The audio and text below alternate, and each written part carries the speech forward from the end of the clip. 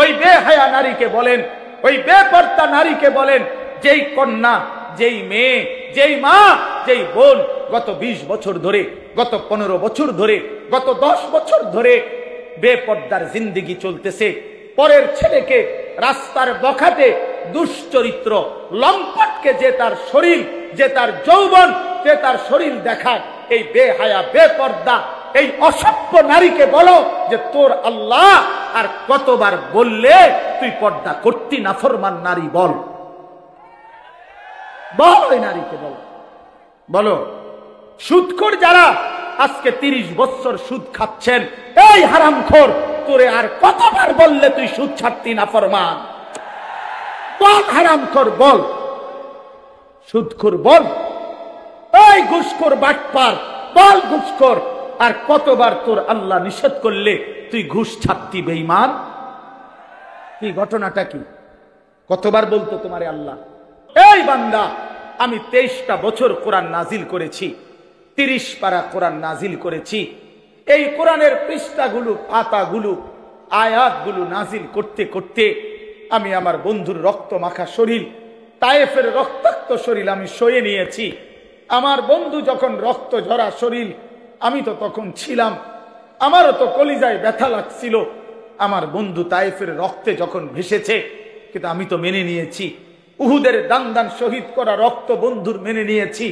পেটে আমার বন্ধু 2টা ক্ষুধার কষ্টে পাথর বাঁধছে, আমি সেই পাথর বাঁধা ক্ষুধার কষ্ট মেনে নিয়েছি। বিনিময়ে আমি এই কোরআন নাজিল করলাম 23 বছর, 30 পারা কোরআন নাজিল করলাম। সর্বশ্রেষ্ঠ ফেরেশতা জিব্রাইলকে দিয়ে নাজিল করাইলাম, সর্বশ্রেষ্ঠ রাসূল নবী মুহাম্মদের কাছে পাঠাইলাম। অতএব বান্দা বলো, এরপরে আমি আর কি বললে, কেমনে বললে, আর কতবার বললে তুমি আমার কথা মেনে নিতা? বলো না ফরমান, বলো। তুমি মুসলমান না? তুমি মুমিন না? তুমি মায়ের দুধ খাও নাই? তুমি ইমানদারের পরিচয় দাও কেন? তুমি তো লেখলা ভোটার আইডি কার্ডে তোমার ধর্ম ইসলাম, তুমি তো জন্ম নিবন্ধন সনদে লেখলা তোমার ধর্ম ইসলাম, তুমি তো তোমার বায়োডাটার মধ্যে বারবার পরিচয় দিতে গিয়ে তুমি তো লেখলা ইসলাম। তাইলে বেঈমান মুসলমান লেখলে কেন? সেজদা দিলি না কেন? এই নাফরমান, বলো পরিচয় দিলা কেন? তাহলে এফিডেভিট করো, ছেড়ে দাও মুসলিম পরিচয়, বলো রাজপথে দাঁড়িয়ে, নাহলে এখানে বলো। আজকে প্রচার হইব বেশি, কও এনাইসা কও যে এলাকাবাসী আপনারা আমারে ভুল করবেন না, আপনারা তো দেখছেন আমি সেজদা দেই না, আমি নামাজ পড়ি না, আমি হালাল খাই না, আমার ঘরে নাচ গান চলতেছে, আমার মেয়ে বেপর্দা, আমার স্ত্রী বেপর্দা, আমার ছেলে নামাজ পড়ে না, আমি সুদের সাথে আছি, আমি কিস্তি ছাড়া জিন্দিগি চালাই না, বিড়ি সিগারেট ছাড়া জীবন চালাই না, নাচ গান ছাড়া জীবন চালাই না। মূলত কারণ হইল আমি ইসলামের পরিচয় দিতে লজ্জাবোধ করি, আসলেই আমি মুসলিম পরিচয় দিতে লজ্জিত। এইটা বলো, এখন দাঁড়ায় বলো, এখন বলো না ফরমান।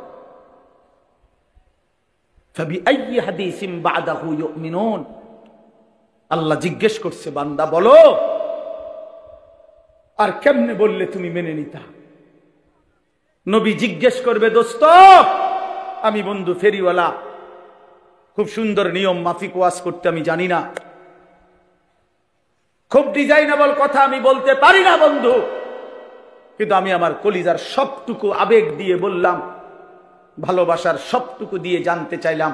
আমি বললাম, দোস্ত নওজোয়ান, পর্দার আড়ালের মা বোন, খোদার কসম নবীজি হাসরের ময়দানে উম্মতের আমলনামা নবী দেখবে, সুপারিশের আগে আমলনামা দেখাইতে হবে, ফাইল জমা দিতে হবে নবীজির কাছে।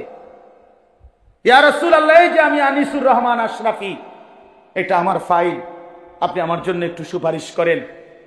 আল্লাহর নবী সেটা দেখবে খোদার 30 বছরে কোনো দিন ফজরের নামাজ পড়ে না, 365 দিনে কোনো ফজরের নামাজ নাই, 30 বছর ধরে মিথ্যাই বলছে, 30 বছর ধরে সুদ খাইছে, 30 বছর ধরে ঘুষ খাইছে, আজীবন কিস্তির টাকা দিয়ে জিন্দেগি কাটাইছে। 60 বছর বয়স, এখনো বিড়ি সিগারেট মুখে, 60 বছর পর্যন্ত বিড়ি সিগারেট খাইয়া গেছে, 60 বছর পর্যন্ত গালি ছাড়া কোনো একটা কথা বলে নাই, চা দোকানের নর্তকীর দেখা ছাড়া দিন কাটে নাই, সময় কাটে নাই। নারী দেখবে যে বছরের পর বছর বেপর্দা। একটা পূর্ণ রমজান গেছে, আল্লাহ ডাকতেছে মহিলাটাকে, হে আমার বান্দি, রহমত নাও, মাগফিরাত নাও। শেষ দশকে আল্লাহ ডেকে বলে, আমার ইমানদার বান্দি, নাও জাহান্নাম থেকে মুক্তির পরওয়ানা নাও। আর ওই নাফরমান নারী, ওই বেহায়া নারী বলে, এই মাওলা, তোমার জান্নাত আমার লাগবে না, তোমার নাজাত আমার লাগবে না, তোমার এটি তুমি রাখো, আমি জুতা কিনতে যাইতে আসি, আমি মার্কেটে যাই জুতা কিনতে। মনে রাখিস, তোরে জুতা দিয়া ফিটবে, জুতা দিয়া, জুতা দিয়া ফিটবে, জুতা দিয়া বললাম। বেহায়া নারী, মনে রাখিস, তোরে জুতা দিয়া ফিটবে, তোরে ফেরেশতা জুতা দিয়া ফিটবে। কার আহ্বান প্রত্যাখ্যান করলাম? রমজানের শেষ 10 দিন জুতা কেনার জন্য আল্লাহ দিছিল? কথা বলেন না কেন? শেষ 10 দিন শাড়ি গহনা কিনবার জন্য আল্লাহ দিছিল? তো আল্লাহ তো ডাকলো মাগফিরাত নাও, আল্লাহ তো ডাকলো রহমত নাও, আল্লাহ তো ডাকলো নাজাত নাও।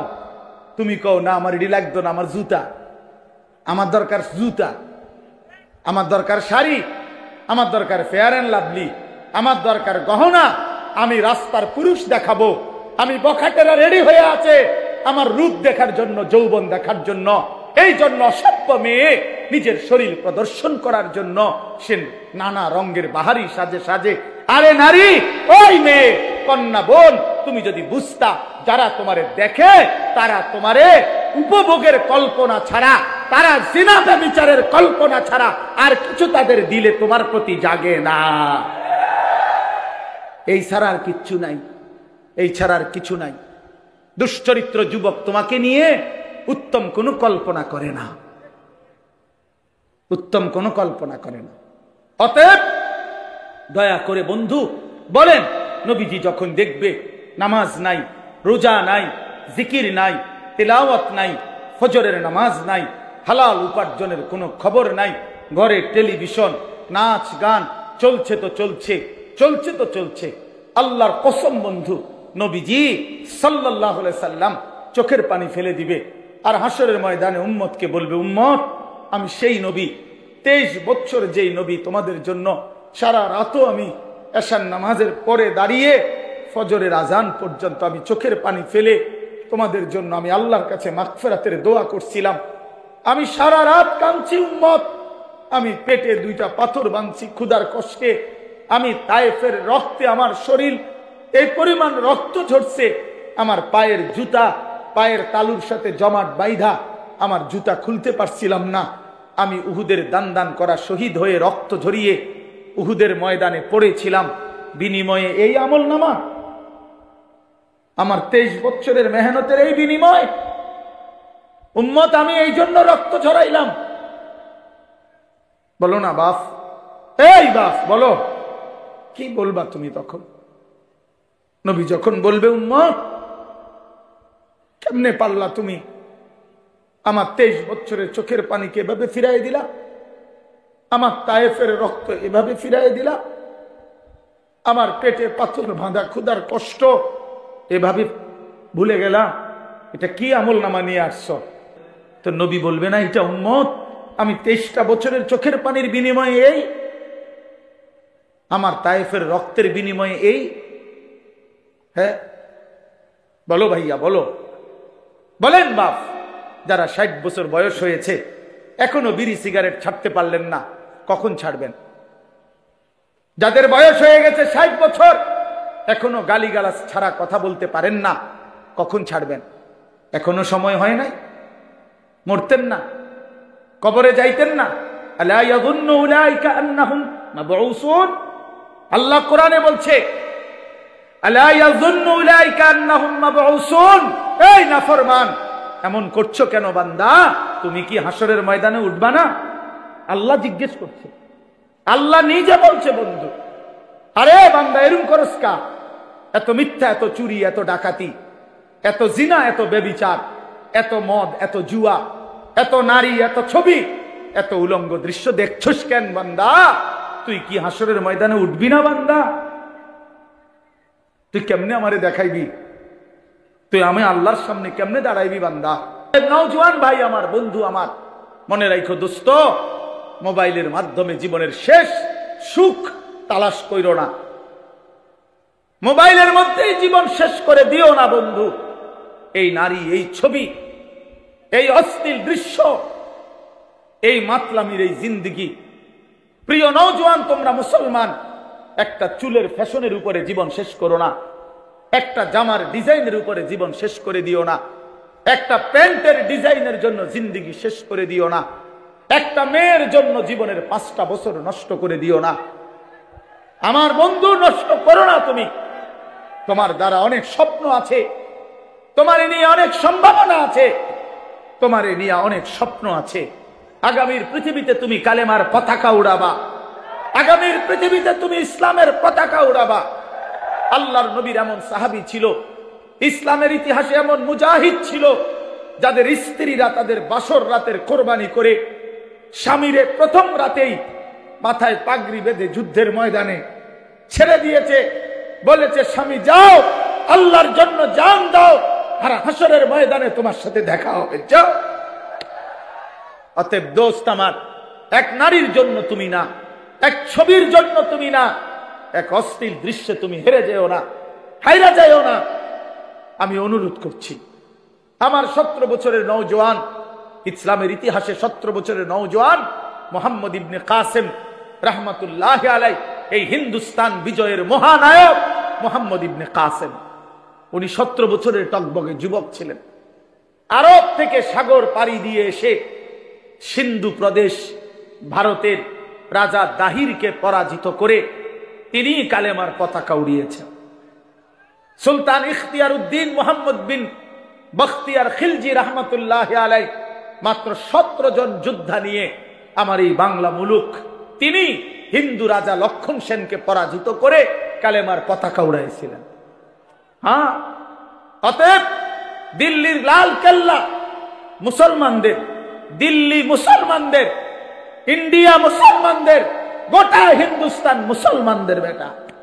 অতএব আমি নওজোয়ান বললাম, আমার অনুরোধ বন্ধু, স্বপ্ন দেখো বড়, কল্পনা করো বড়, আগামীর পৃথিবীতে ইমাম মাহদির পক্ষে লড়বা, কালেমার পতাকা উড়াবা, বাংলার জমিনেও কালেমার পতাকা উড়াবা ইনশাআল্লাহ।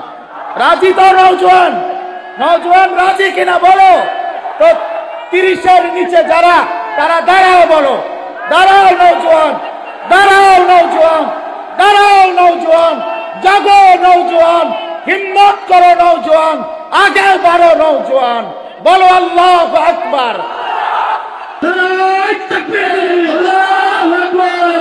মাশাআল্লাহ, মাশাআল্লাহ। বসো ভাইয়া, হেরে যেও না ভাইয়া। ইমানদার হারতে জানে না, ইমানদার হারতে জানে না, মোমেন হারে না। ইসরায়েলের কুত্তা হেরে গেছে, ফিলিস্তিনের মুসলমান হারে নাই, গাজা এখনো হারে নাই, হামাস এখনো হারে নাই, কিন্তু ইসরায়েলের কুত্তারা যুদ্ধ বিরতি দিতে বাধ্য হয়েছে।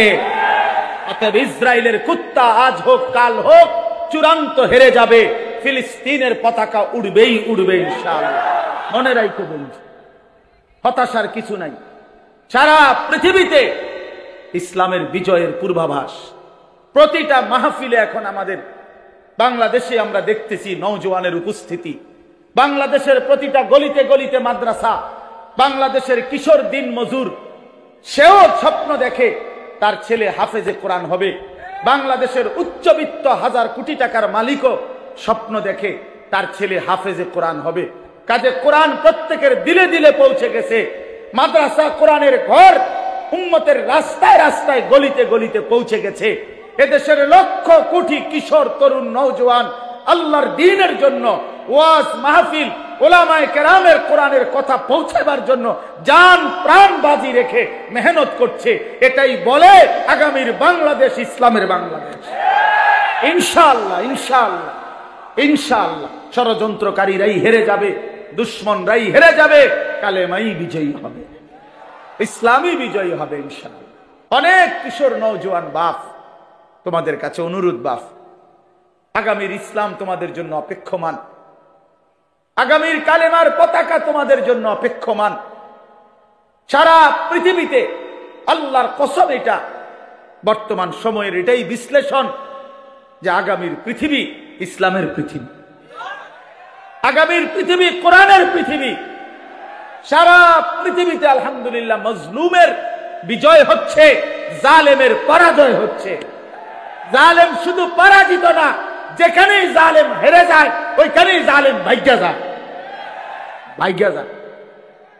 জাগার থাকে না, ভাগ্যা যায়, পলায়। হ্যাঁ, শুধু বাংলাদেশের জালেম পলাইছে 5ই আগস্ট, শুধু এটা না, বরং সিরিয়ার জালেমও 8ই ডিসেম্বর বাশার আল আসাদ নামের জালেমও পলাইছে। হ্যাঁ, এর আগে তিউনিসিয়ার জালেম পলাইছিল, আফগানিস্তানও এক জালেম এই তালেবানের আগে ওরা পলাইছে। বারবার যেখানে জালেম হেরে যায় সেখানে পলায়া যায়। মজলুমের পতাকা উড়ে, ইমানদারের পতাকা উড়ে। এজন্য যুবক, চরিত্রহীন হইও না, নষ্ট হইও না, আখলাক বরবাদ করো না। আখলাক বরবাদ, যে কপালে সেজদা নাই তুমি পারবা না, যে কপাল, যে শরীর পবিত্র না তুমি পারবা না। নারী দেখে, ছবি দেখে, অশ্লীল দৃশ্য দেখে শরীর যদি নাপাক বানিয়ে রাখো, লজ্জাস্থানের সক্ষমতা নষ্ট করে ফেলো, কোমরের শক্তি যৌবনের নষ্ট করে ফেলো, তুমি পারতা না। আগামীর ইসলামের জন্য ডাক আসলে তুমি দাঁড়িয়ে থাকতে পারতা না তখন। এজন্য এখন থেকে প্রস্তুতি নাও, এখন থেকেই নামাজি হও, এখন থেকেই চরিত্রবান হও, এখন থেকেই উত্তম আখলাকওয়ালা হও। আল্লাহ তাআলা আমাদেরকে তৌফিক দান করেন, আল্লাহ আমাদেরকে হিম্মত দান করেন, আল্লাহ তাআলা আমাদের কিশোর নওজোয়ানকে কবুল করে নেন।